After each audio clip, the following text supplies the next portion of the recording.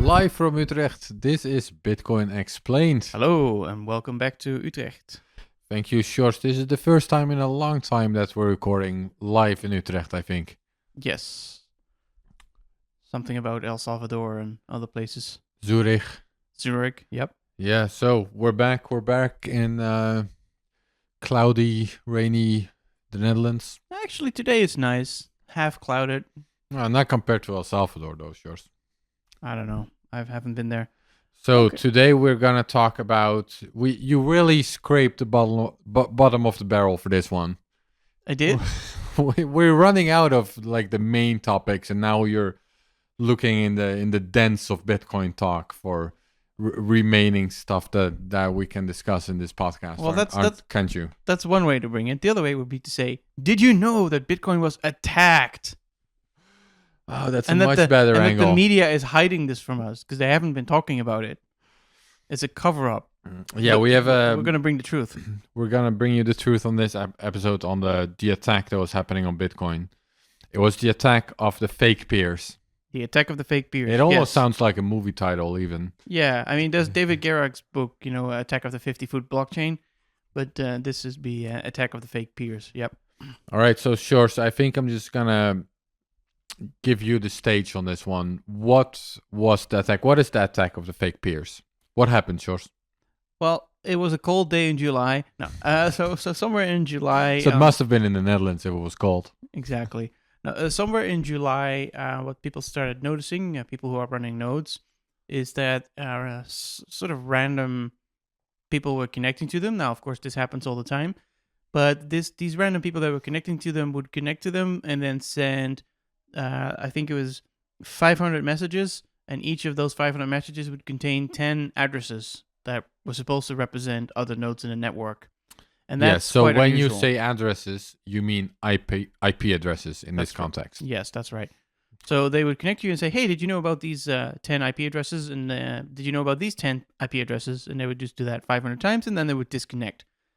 And that's a bit weird. Yeah, so maybe before we move on, we should take a small step back, which is we discussed this in previous episodes. You're our library guy, so maybe you know which episodes these were, but we discussed in previous episodes how nodes essentially bootstrap to the network. That is, how do Bitcoin nodes find other Bitcoin nodes, right? Yeah, we discussed it in episode 13, and we talked about, so the node starts up, and it usually asks, looks at a DNS seed, say, hey, tell me something. There's like 5 or 6 DNS seeds of people who are, it's not really trusted, but it is definitely not untrusted either.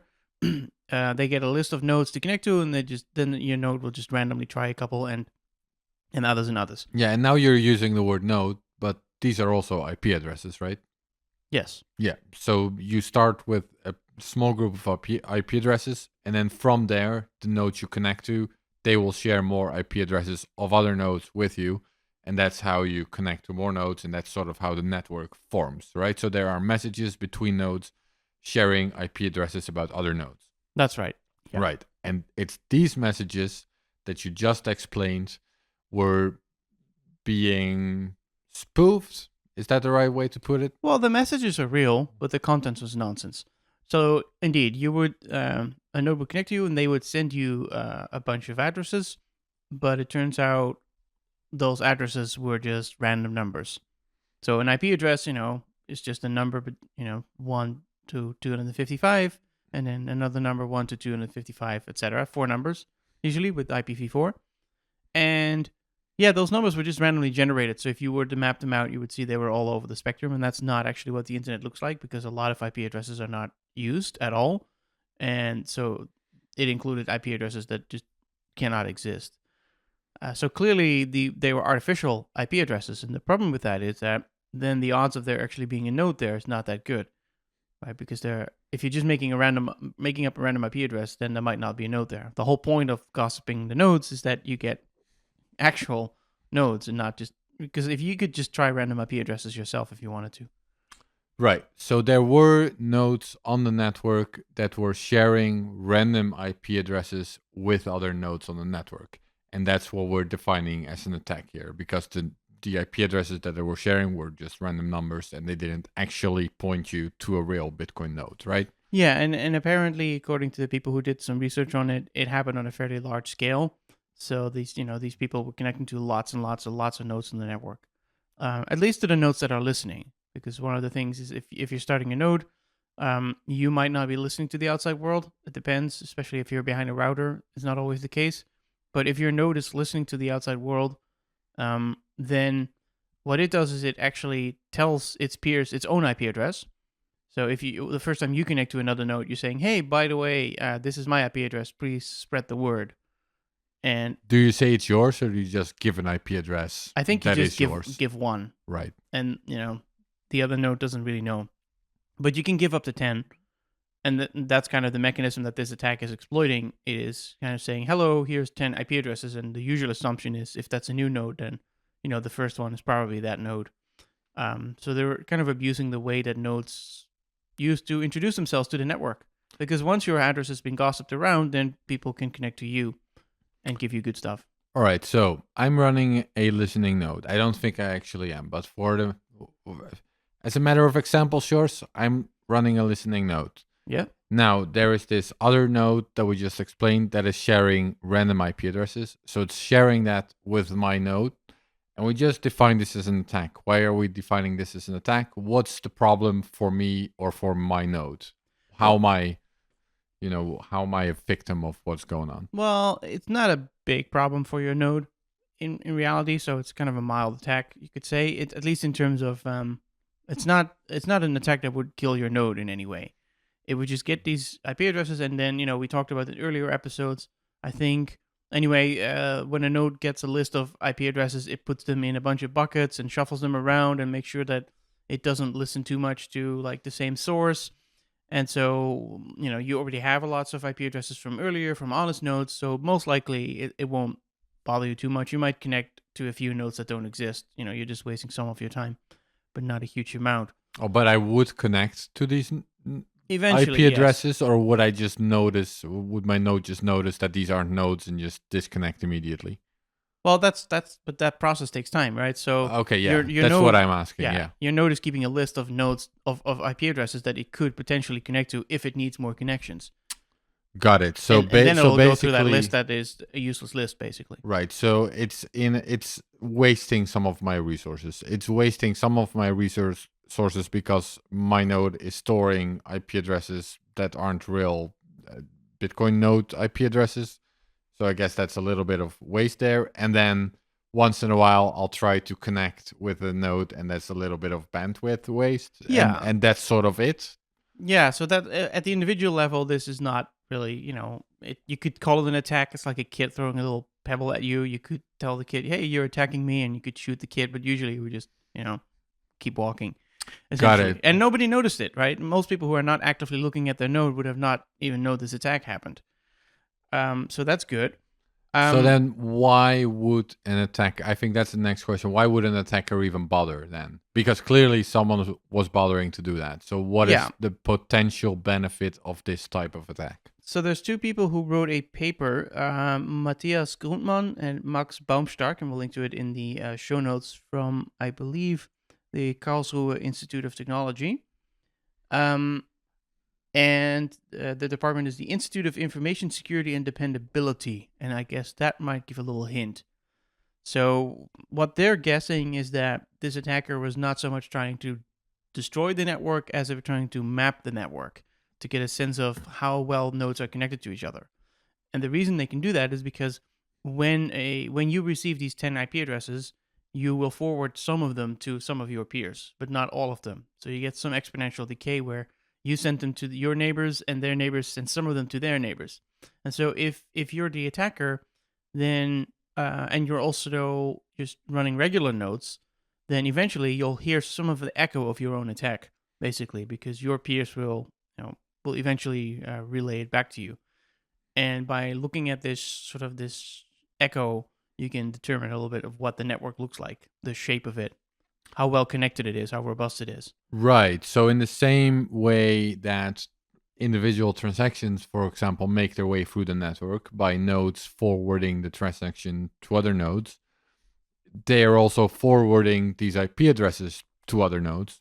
So if you keep track of how the IP addresses are shared over the network, you learn something about how nodes connect to each other, which nodes connect to each other, in what order they connect to each other, that kind of stuff. Roughly, though not precisely. Yeah. And you can potentially use that to analyze the actual transactions as well. So if you want to learn something about where transactions originate, for example. I don't think you can with this type of attack. That's at least what I've been told. But you can get a general sense of, at least you can get a general sense of the shape of, or maybe the robustness of the network. So that's useful information then if you want to attack in the future, perhaps. Or, more likely, my guess would be maybe it was just research people doing research, right? Some academic research, trying to find out what the network looks like. Right. So, and maybe they'll publish a paper next year. Right. So what it does is it helps you map the network. And for whatever reason you want to do that, we don't know that, but it helps you map the network. It helps you figure out who's connecting to who. Yeah, but there are some defense mechanisms in nodes already to make it not too easy to use this information.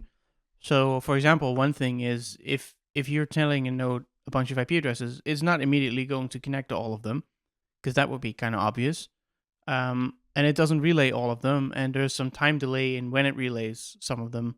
So it makes it very difficult to say specifically which node connects to which node connects to which node. And these are these defense mechanisms specifically for this type of attack then, or? That's my guess, but I'm not sure. And have they been in Bitcoin Core for a long time, or are they new? I think they get incrementally added. I guess when people do these types of attacks, then people like Greg Maxwell and Peter Weiler will look at it and like, maybe we can add this little defense. I see. So these are attacks that have been happening more often over the past couple of years? I think so. Not this specific type of attack. But these general types of IP sharing attacks? Or I think just probing the network in weird ways. Right. But it's not really my area of expertise, so I can't really tell much more about that than this vague answer that I just gave you, that it does seem that people are probing the Bitcoin network. Fair enough. Often probably just for research, but who knows, there might be some evil army out there. Yo, what is going on, guys? We are proud to have Voltage as a sponsor of this episode. How many of you developers out there have wanted a streamlined infrastructure provider for your particular project? Well, I'll tell you what, Voltage is the Bitcoin infrastructure provider you have been looking for that makes building on Bitcoin quick and easy, whether it's Bitcoin nodes, Lightning nodes, BTC Pay, and so much more. But don't take it from me. Just ask the guys over at Amboss, Sphinx, Podcast Index, and Thunder Games, and so many others that you guys already know and love.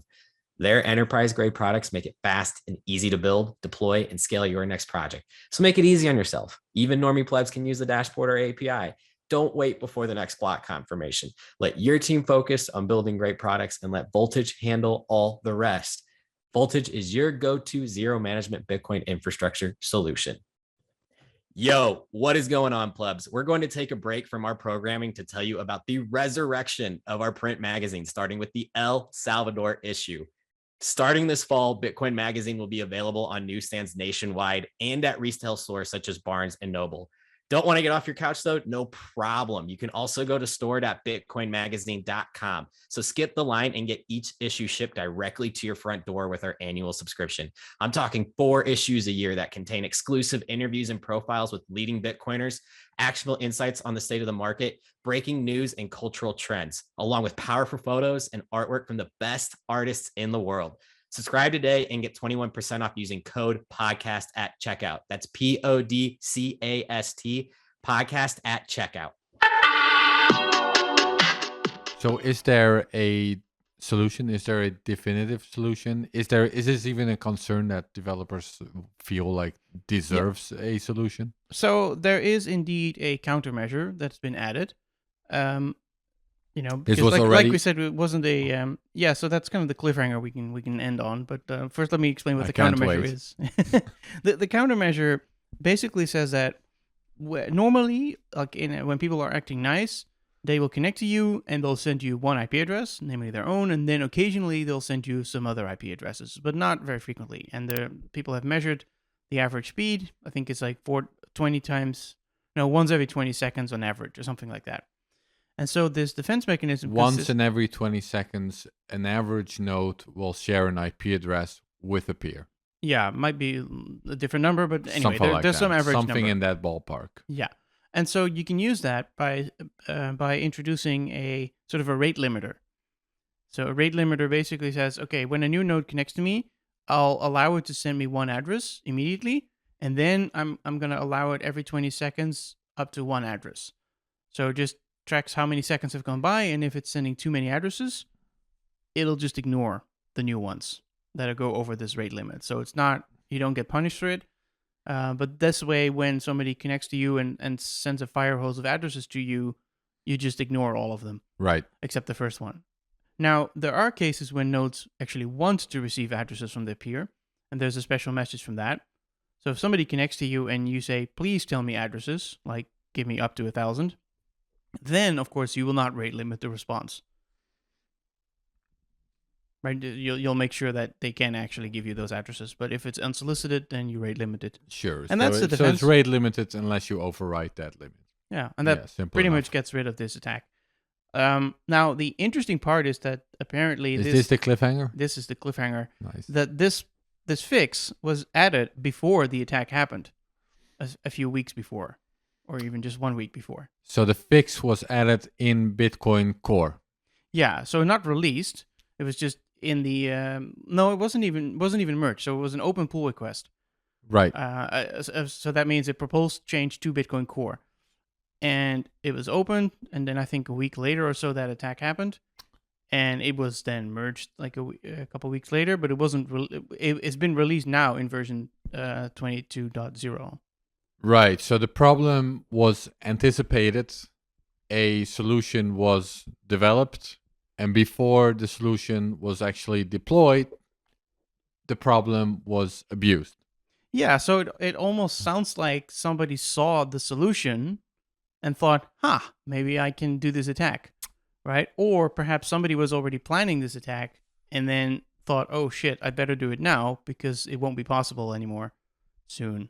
Yeah, that's an interesting point about open source development in general. Now, this is a very innocent example, but we've seen other examples of this. I remember, back in the Bitcoin Unlimited days, if you remember that, where they had this alternative implementation that had a bug in it.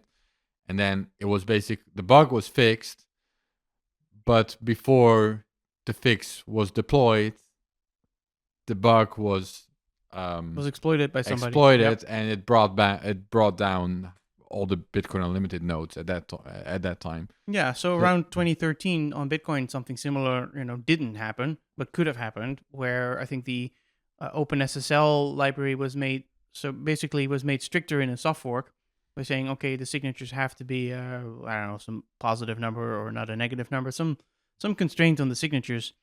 Was made because otherwise OpenSSL would be unpredictable or something like that. And it was presented as just a nice cleanup soft fork, but it was actually also a patch for a security vulnerability where somebody could have posted like a slightly different kind of signature and caused a fork because some nodes would accept it and other nodes would not accept it.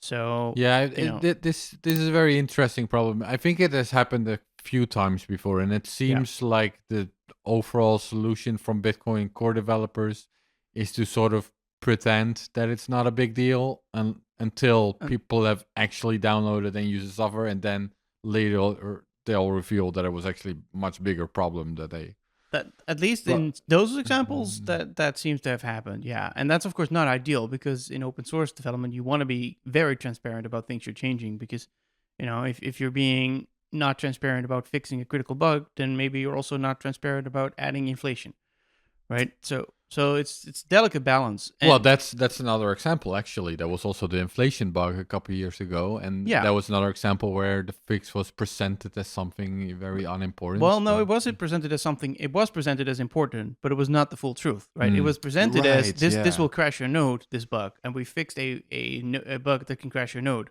and that was true. It could crash your node. But it could also create inflation, which is a bit more important, and that was, of course, not announced. Yeah, because somebody could have done that in that window of opportunity. It's an interesting problem. Anyways, back to the fake peers attack. The fake peers attack happened, as we discussed, after a fix was actually written but not deployed yet. But now the fix is deployed. It was deployed in Bitcoin Core 22. Yeah, so anybody who's running Bitcoin Core 22 won't have this problem, and anybody who doesn't still doesn't really have the problem. So, got it. I think that covers it all, Sjors, or no? I think so too. So in that case, thank you for listening to Bitcoin Explained. There you go.